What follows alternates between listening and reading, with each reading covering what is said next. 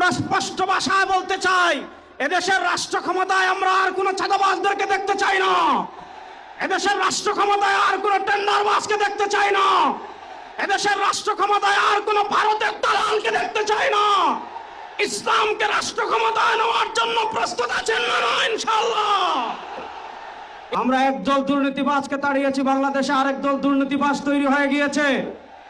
আমরা একদল টেন্ডারবাজকে তাড়িয়েছি, বাংলাদেশে আরেক দল টেন্ডারবাজ তৈরি হয়ে গিয়েছে।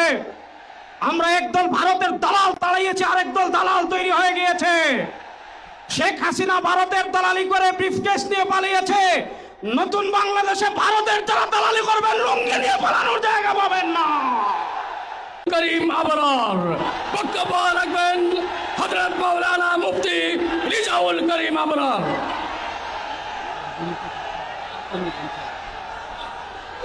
আসসালামু আলাইকুম ওয়া রাহমাতুল্লাহি ওয়া বারাকাতুহু।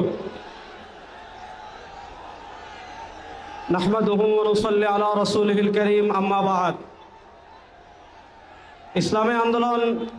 ইসলামী আন্দোলন বাংলাদেশের আজকের এই জাতীয় মহাসমাবেশে সারা বাংলাদেশ থেকে যারা এসেছেন, জাতীয় উলামা মাশায়েখ আইম্মা পরিষদের পক্ষ থেকে তাদের সকলকে আন্তরিক মোবারকবাদ জানাচ্ছি। সোহরাওয়ার্দী উদ্যানের এই লক্ষ জনতার কাছে প্রথম যে কথা আমি বলবো সেটা হলো, 2024-এর জুলাই আগস্টের গণবিপ্লবের পর আমরা একদল খুনিকে তাড়িয়েছি, তাড়ানোর 9 মাস হয় নাই আর একদল খুনি বাংলাদেশে তৈরি হয়ে গিয়েছে।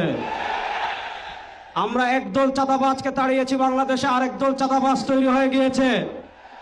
আমরা একদল দুর্নীতিবাজকে তাড়িয়েছি, বাংলাদেশে আরেক দল দুর্নীতিবাজ তৈরি হয়ে গিয়েছে। আমরা একদল টেন্ডারবাজকে তাড়িয়েছি, বাংলাদেশে আরেক দল টেন্ডারবাজ তৈরি হয়ে গিয়েছে। আমরা একদল ভারতের দালাল তাড়িয়েছি, আরেক দল দালাল তৈরি হয়ে গিয়েছে। শেখ হাসিনা ভারতের দালালি করে ব্রিফকেস নিয়ে পালিয়েছে। নতুন বাংলাদেশে ভারতের যারা দালালি করবেন লুঙ্গি নিয়ে পালানোর জায়গা পাবেন না।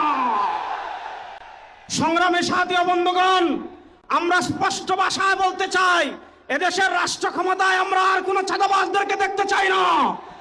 এদেশের রাষ্ট্র ক্ষমতায় আর কোনো টেন্ডারবাজকে দেখতে চাই না।